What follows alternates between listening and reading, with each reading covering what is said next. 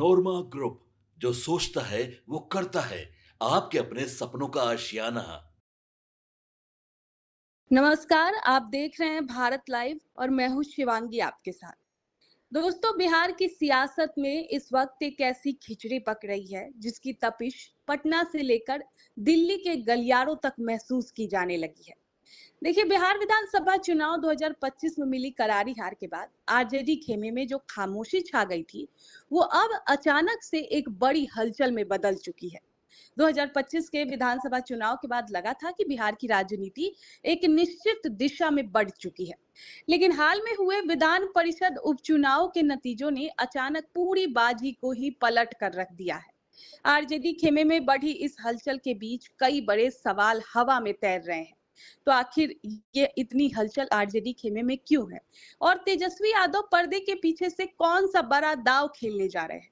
और यहाँ पर सबसे बड़ा सस्पेंस ये है कि इस मोड़ पर आकर नीतीश और लालू की चर्चा फिर से क्यों तेज होने लगी है। इसी सियासी रहस्य से पर्दा उठाने के लिए हम जुड़े हैं बाबा के साथ। बाबा, आपका बहुत स्वागत है। धन्यवाद शिवांगी। बाबा, सीधे मुद्दे पर आते हैं। बक्सर भोजपुर उपचुनाव में मिली जीत के बाद तेजस्वी यादव और आरजेडी के हौसले काफी बुलंद हो गए हैं। पटना के सियासी गलियारों में सुगबुगाहट बहुत तेज है कि वो शांत बैठने वालों में से अब नहीं है। तो बाबा, भीतर की बात क्या है? तेजस्वी आखिरकार अब क्या करने वाले हैं, और इस बदलते हुए रुख के पीछे की असली वजह क्या है?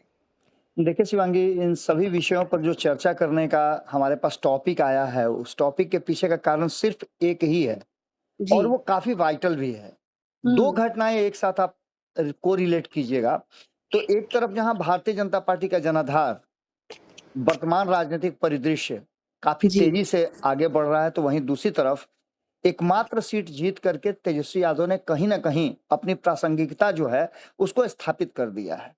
बिल्कुल। भारतीय राजनीति के साथ साथ बिहार में जो राजनीतिक परिदृश्य बदले हैं, उसमें 2026 में भारतीय जनता पार्टी ने कई माइलस्टोन और पार किए हैं और जी। ये खास करके गैर भाजपाई दलों के लिए काफी चिंता का कारण भी है और उनके अस्तित्व पर भी संकट खड़ा करता है। जी। अब ऐसे में विकल्प क्या है?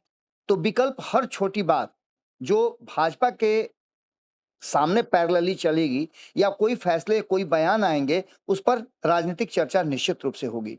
हम्म। भाजपा का जनाधार बढ़ा है, गैर भाजपाई दल निश्चित रूप से डरे हुए हैं और इस डर का कारण भी है, क्योंकि अभी-अभी आपने देखा है 5 राज्यों के चुनाव में जिस तरह से पश्चिम बंगाल और असम में प्रचंड जीत भारतीय जनता पार्टी को मिली है, इसने कहीं न कहीं गैर भाजपाई दलों और खास करके उन दलों को भी, सिर्फ विपक्ष की मैं बात नहीं कर रहा हूँ, उन दलों की भी बात कर रहा हूँ जो एनडीए गठबंधन का हिस्सा हैं, उन्हें भी अपने अस्तित्व संकट पर कहीं न कहीं एक संशय होने लगा है कि क्या जी। होगा उनका आगे के राजनीति में। क्योंकि बिल्कुल। 2022 में जब नीतीश कुमार एनडीए गठबंधन से बाहर हुए थे, तो उन्होंने क्या प्रश्न रखा था? उन्होंने साफ कहा था कि भारतीय जनता पार्टी हमें या तो विलय या विलीन के लिए मजबूर कर रही है। हम्म। अब ऐसे में हाल ही में आए राज्य के कई राज्यों के जो चुनाव परिणाम है, उसने निश्चित रूप से एक तरफ जहां ममता बनर्जी जो मजबूत खूंटा गाड़ करके खड़ी थी पश्चिम बंगाल में, उनके सामने ऐतिहासिक जीत दर्ज किया है, जिसकी कल्पना शायद तो विपक्ष ने नहीं किया था कि इस तरह की स्थिति पैदा होगी। जी। डर इस बात का नहीं है कि भाजपा चुनाव जीत रही है, बल्कि इस बात का कि भाजपा संगठित जो है ना, वो तरीके से चुनावी प्रक्रिया में शामिल हो रही है, सोशल इंजीनियरिंग उसका बेहतर है, कल्याणकारी योजनाओं का जाल क्षेत्रीय दलों के पारंपरिक वोट बैंक को कहीं ना कहीं तहस-नहस कर रहे हैं। क्योंकि आपको पता है कि क्षेत्रीय दलों के पास मुद्दे जी। हुआ करते थे और उसके आधार पर राष्ट्रीय दलों को वो अपने-अपने राज्यों में मजबूर करती थी कि वो सत्ता से बाहर रहें। बात इतनी ही नहीं है, इसके आगे अगर इस देश की राजनीतिक पृष्ठभूमि को आप देखें, तो अक्सर ऐसा होता नजर आता है कि कई दल धीरे-धीरे समाप्ति की तरफ जाते हैं, नए दलों का उदय होता है। हम्म। लेकिन राष्ट्रीय दलों में इतना तेजी से क्षरण हो रहा है, वामपंथ आपको दूर-दूर तक नजर नहीं आ रहा है। पश्चिम बंगाल जिसको गढ़ कहा जाता था वामपंथ का, वहां से सीधे साफ हो गया। इसके साथ-साथ कांग्रेस, जो इस देश की राष्ट्रीय पार्टी है, दो-दो राष्ट्रीय पार्टियों का धीरे-धीरे करके विलीन होते जाना, ये इस बात की तरफ इशारा करता है कि गैर भाजपाई दलों के लिए चिंता का कारण जरूर है। जी। अब ऐसे में सवाल ये उठता है कि क्या गैर भाजपाई दल एक बार फिर से साथ आने का प्रयास करेंगे? जी 2022 में ये प्रयास नीतीश कुमार ने किया था, जिसकी चर्चा हम कई बार कर चुके हैं। अब इस चर्चा का जो फिर से एक बार शोरगुल होना शुरू हुआ है, या फिर राजनीतिक गलियारे से लेकर के पत्रकारिता जगत में आप देख रहे होंगे कि तेजस्वी यादव के भोज की चर्चा हो रही है। इस पर हमने जी कई बिल्कुल एपिसोड किए हैं, लेकिन संभावनाएं तो निश्चित रूप से देखी जाएंगी, आंकी जाएंगी कि क्या क्या संभावनाएं हैं, और निश्चित रूप से भारतीय जनता पार्टी भी इन संभावनाओं पर अपने थिंक टैंक को सोचने के लिए जरूर बोली होगी। गठबंधन जरूरी है, ये बात अब तेजस्वी यादव ने साफ कर दिया। पश्चिम बंगाल जी चुनाव के बाद उन्होंने इस बात को रखा था कि अब वो समय आ गया है जब भाजपा के विरुद्ध सारी अपनी आपसी जो दुश्मनी है, वैमनस्य है, डिफरेंसेस है, सबको दूर करके एकजुट होना होगा। पश्चिम बंगाल में टीएमसी की हार और विपक्ष के बिखराव के बाद खुद तेजस्वी यादव ने इन सभी बातों को रखा था और कहा था कि भाजपा के विजय रथ को रोकने के लिए सभी क्षेत्रीय दलों को अपने मतभेद भुलाकर जो भारतीय जनता पार्टी के साथ हैं उनको भी अपने अस्तित्व की रक्षा के लिए एक मंच पे आना पड़ेगा।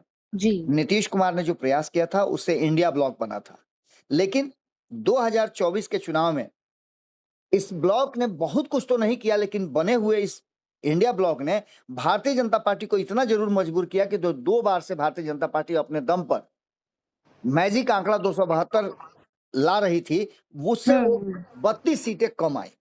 तो ये एक निश्चित रूप से थ्रेट था कि अगर विपक्षी दल एक साथ आ जाते हैं तो भारतीय जनता पार्टी को संकट में डाला जा सकता है। अब जी ऐसे में अहम अहंकार इन सारी चीजों को भूल करके कांग्रेस क्षेत्रीय दलों के लिए बैकसीट लेने को तैयार होगी। ये सवाल खड़ा होता है, क्या ममता, अखिलेश या तेजस्वी जैसे नेता राष्ट्रीय स्तर पर कांग्रेस के नेतृत्व को स्वीकार करेंगे, या फिर नीतीश कुमार, जिन्होंने ये मुमकिन कर दिया था कि भारतीय जनता पार्टी को मजबूर कर दिया था, अगर वो 2024 में नहीं जाते, ये हाइपोथेटिकल है लेकिन उसके बावजूद भी इसकी प्रासंगिकता इस बात से प्रमाणित होती है कि भारतीय जनता पार्टी को 272 नहीं बल्कि 240 पे रोक देना इस बात की तरफ इशारा करता है कि नीतीश वाला जो एजेंडा था, फॉर्मूला था, वो हिट कर रहा था। अब ऐसे में ये समीकरण बिहार से साधे गए थे। देश भर की राजनीतिक पार्टियां जो हैं वो मिल करके गैर भाजपाई दल चाहते थे कि भारतीय जनता पार्टी के विरुद्ध एक मजबूत विपक्ष तैयार करे, विकल्प तैयार करे, लेकिन ऐसा संभव नहीं हुआ। सभी फेल कर गए थे, जिसे नीतीश कुमार ने पूरा किया। तो अब ये जो डिनर डिप्लोमेसी है, इसको लेकर के कहा यह जा रहा है कि इस बड़ी हार के बाद ये कोई पहला जुटान है जिसमें गैर भाजपाई दल, या हो सकता है कि भाजपा के भी सहयोगी कई दल के नेता जो शीर्ष पर बैठे हुए हैं, वो जी तेजस्वी यादव के इस भोज में जो उनके पुत्र का के जन्मदिन पर दिया गया है उसमें शामिल हों। फिलहाल बेहद कम, लेकिन भविष्य में पूरी तरह से ये संभावनाएं इनकार नहीं की जा सकती है कि ये सारे दल एक साथ आ जाए। नीतीश कुमार का रुख मार्च अप्रैल 2026 में नीतीश कुमार ने बिहार के मुख्यमंत्री के पद से इस्तीफा दिया। राष्ट्रीय राजनीति में जाने के लिए उन्होंने राज्यसभा का रुख किया। पुत्र को उन्होंने पार्टी में शामिल कराया, उसके बाद से फिर उन्होंने सरकार का हिस्सा बनाया। जी ये सब कुछ हुआ और एनडीए गठबंधन निश्चित रूप से एक स्मूथली जो पाथ है उस पर चल रहा है, लेकिन इसके बावजूद जो परिस्थितियां हैं, जो जनता दल यूनाइटेड के भीतर कोलाहल चल रहा है, जिसकी चर्चा हम कई बार कर चुके हैं, उसको अभी तक शांत नहीं कर पाए। अब ये कारण जो भी रहा हो, कई लोगों पर आरोप लग रहे हैं कि वो नीतीश कुमार को बैक सीट पर बैठा दिए हैं, खुद फैसले ले रहे हैं, नीतीश कुमार से जबरदस्ती फैसले कराए जा रहे हैं। नीतीश कुमार, अब ऐसी अगर स्थिति उत्पन्न हुई है तो निश्चित रूप से नीतीश कुमार जिस स्टेट ऑफ माइंड में है उससे वो क्या फैसला लेते हैं, इस पर सवाल तो निश्चित खड़े होते हैं। और इसी बीच में जो परिस्थितियां बनी है वो एक तरफ इशारा कर रही हैं कि विपक्ष आखिर कर क्या रहा है। तो आप देखिए कि आप क्रिकेट के खेल में भी देखिएगा कि एक टीम जो 200 रन बनाती है और दूसरी अपोनेंट टीम है, अगर 5 विकेट उसका 50 रन पे गिर जाए तो उसकी संभावनाएं छिन्न हो जाती हैं कि वो मैच जीतेगा। लेकिन अगर छठा और सातवां बल्लेबाज लगातार स्कोर करना शुरू कर दे, चौवा छक्का लगाना शुरू कर दे, फिर से संभावनाएं जीवित हो जाती हैं। जी बिल्कुल बिल्कुल इसी अंदाज में देश की राजनीति और दुनिया भर में इस राजनीति को भी देखा जाता है। सबसे बड़ी बात है कि रक्षात्मक सांगठनिक बदलाव और नए गठबंधन की तलाश में तेजस्वी यादव अगर निकले हैं तो इस बार वो क्या करेंगे। पिछली बार लालू प्रसाद और नीतीश कुमार की जोड़ी थी, जिसने गैर भाजपाई दलों को एकजुट किया था। इसके साथ-साथ आपको बता रहे हैं कि ये जो एकजुटता है, वो क्षेत्रीय के साथ-साथ राष्ट्रीय स्तर पर भी करनी होगी। राष्ट्रीय स्तर पर क्षेत्रीय दलों को एक होना होगा और लेकिन इसमें नेतृत्व का जो पेंच है वो अभी भी फंसा हुआ है। इसमें खास करके कांग्रेस को बैक सीट पे बैठ करके एक ऐसे नाम को सामने लाना पड़ेगा जो सर्वमान्य हो। जी, बिल्कुल। जो इसी के कारण आपको याद होगा कि 2024 में नीतीश कुमार ने अपने आप को अलग किया था कि नीतीश कुमार को नेता मानने से कांग्रेस ने इनकार कर दिया था। हाँ, अब तेजस्वी बनाम सम्राट, ये लड़ाई तो बिहार में साफ-साफ नजर आ रही है। तो जी, ये जी। लड़ाई तेजस्वी बनाम सम्राट नीतीश के हटने के बाद बिहार में शुरू हुई है, तो क्या देश भर में राहुल बनाम नरेंद्र मोदी की लड़ाई होगी? इस बात के लिए भी आपको चुनना पड़ेगा विकल्प कि क्या सीधी लड़ाई के लिए राहुल गांधी तैयार है या राहुल गांधी की जगह पर किसी और नेता को सामने लाना पड़ेगा। इन सारी संभावनाओं की तलाश गैर भाजपाई दल कर रहे हैं और इसमें अभी भी आपको बता दें शिवांगी कि सबसे जो मजबूत विकल्प नजर आ रहा है वो जी, नीतीश कुमार नजर आ रहे हैं। हालांकि नीतीश बिल्कुल। कुमार एनडीए का हिस्सा है, इसलिए संभावनाएं बहुत कम है कि वो फिर से एक बार उस दिशा में मूव करें। लेकिन ममता बनर्जी अभी पूरी तरह से हैंड टू माउथ है। उनके पास राजनीति में करने के लिए बहुत कुछ नहीं है और ममता बनर्जी भी नीतीश की तरह लड़ाकू नेता है। जी। तो देखना दिलचस्प ये होगा कि बहुत सारे लड़ाकू नेताओं का एक कुनबा हुँ, क्या तेजस्वी यादव के पुत्र के जन्मदिन के दिन जुटता है और कौन कौन चेहरे इसमें जुटते हैं, क्या बातें होती हैं, क्योंकि सिर्फ डिनर ही नहीं है बल्कि ये डिनर डिप्लोमेसी है और इसके तहत भाजपा के विरुद्ध एक बार फिर से शंख फूंकने की तैयारी निश्चित रूप से होनी है, क्योंकि तेजस्वी यादव ने यह बात कह भी दिया था, ओपन इस बात को कहा था कि अब एकजुट होना पड़ेगा, सारी पड़ेगा। जो जी, अपनी डिफरेंसेस है उसको भुला करके। जी। बाबा तेजस्वी यादव इस समय सबसे ज्यादा बिहार में युवाओं और पेंडिंग नौकरियों और पेपर लीक के मुद्दों पर बेहद आक्रामक नजर आ रहे हैं। तो क्या वो नीतीश जी के जाने के बाद युवाओं के बीच खुद को बिहार का इकलौता मसीहा साबित करने का मास्टर स्ट्रोक खेल रहे हैं और ये कितना कारगर साबित होता हुआ दिख रहा है? देखिए शिवांगी, अब ये मामला जो है बिहार से आगे बढ़ गया है। हम्म। आप सीधी तौर पे समझिए कि भारतीय जनता पार्टी जिस तरह से अलग अलग राज्यों में अपने जनाधार को इस हम्म। पिछले 11-12 वर्षों में बढ़ाती चली है और जो असंभव था उसको भी संभव कर दिया। हालांकि असंभव राजनीति में कुछ होता नहीं है, लेकिन जी। तथाकथित रूप से यदि कहा जाए तो ये असंभव ही माना जा रहा था कि भारतीय जनता पार्टी पश्चिम बंगाल में अपनी सरकार बना लेगी। लेकिन सरकार ही नहीं बनाया, सरकार बहुत ही कंफर्टेबल मेजोरिटी से बनाया और पूरी तरह से विपक्ष को हम्म। धाराशायी कर दिया। कांग्रेस जी, का जी। अस्तित्व संकट में आ गया, वाम दल समाप्त हो गए, टीएमसी जो वहां पिछले 3 बार से शासन कर रही थी उसको तहस-नहस कर दिया। तो ये संभावनाएं निश्चित रूप से हैं। अब तेजस्वी यादव तो वहां नजर नहीं आ रहे हैं जो सीधे-सीधे प्रधानमंत्री नरेंद्र मोदी से टक्कर ले लें। हाँ, बिहार में वो अपने जनाधार को बढ़ाते हुए दिखाई जरूर दे रहे हैं और जी, नीतीश कुमार के रास्ते से हटने के बाद अब ये लड़ाई सीधी-सीधी हो गई है। यानी जी, भारतीय जी। जनता पार्टी बनाम राष्ट्रीय जनता दल की ये लड़ाई होगी, जिसमें सहयोगी के रूप में अब कौन-कौन किसके खेमे में रहता है, ये तो आने वाले चुनाव बताएंगे। जी। लेकिन एक बात तय मान के चलिए कि तेजस्वी क्या करने वाले हैं, क्यों नीतीश कुमार और लालू प्रसाद की एक बार फिर से चर्चा हो रही है, हम्म। इसके राजनीतिक जो इंटरनल पॉलिटिक्स है उससे हम निकालने की कोशिश कर रहे हैं, क्योंकि पटना से दिल्ली तक दहलाने की यदि तैयारी है ये जी। और इस डिनर डिप्लोमेसी के माध्यम से कुछ नया करने की बात चल रही है, तो निश्चित रूप से इस पर नजर रखनी होगी, क्योंकि भारतीय जनता पार्टी इतना आसानी से छोड़ती नहीं है। एक चुनाव के बाद दूसरे चुनाव की तैयारी शुरू कर देती है। जी, आपको जी। पता होगा कि पश्चिम बंगाल और 5 राज्यों में चुनाव होने के बाद, यहाँ सरकार बनाने के बाद अब भारतीय जनता पार्टी फोकस कर चुकी है कि 2027 में कहाँ-कहाँ चुनाव है और वहाँ की प्लानिंग उसकी पूरी तरह से सेट हो गई है। वहाँ हम्म। जैसे उत्तर प्रदेश जो सबसे बड़ा राज्य है, वहाँ जी। उसकी तैयारी बहुत तेजी से शुरू हो चुकी है। तो सीधी-सी बात है कि अब अगला टारगेट जो है वो उत्तर प्रदेश है और जी। इसके लिए निश्चित रूप से विपक्षी दलों को एकजुट होना पड़ेगा, चाहे वो ममता बनर्जी जो अपना चुनाव हार गई हैं, स्टालिन या फिर अखिलेश इंतजार कर रहे हैं। जी, इतना ही या नहीं, फिर इसके अलावा अरविंद भी और केजरीवाल। कई लोग हैं केजरीवाल से लेकर के और कई क्षेत्रीय दल हैं, कई जी। बड़े नेता हैं जो इस मंच पे अगर आते हैं तो निश्चित रूप से भारतीय जनता पार्टी को सामने से टक्कर देने की एक संभावना नजर आती है। हम्म। तो क्या बाबा अब हम ये कह सकते हैं कि तेजस्वी का पूरा फोकस अब सिर्फ बिहार की सत्ता पर नहीं बल्कि दिल्ली का सिंहासन दिख रहा है? वो जानते हैं कि केंद्र की एनडीए सरकार क्षेत्रीय दलों के भरोसे चल रही है, तो पटना में बिछाई जा रही ये बिसात का असली मकसद दिल्ली में के समीकरणों को हिलाना है। शिवांगी, पटना से दिल्ली अगर जाना हो ट्रेन से, जी तो उसके लिए सिर्फ ट्रेन जरूरी नहीं, पटरी भी जरूरी है, बिल्कुल। क्योंकि उसी पटरी पर ट्रेन जाएगी पटना से दिल्ली।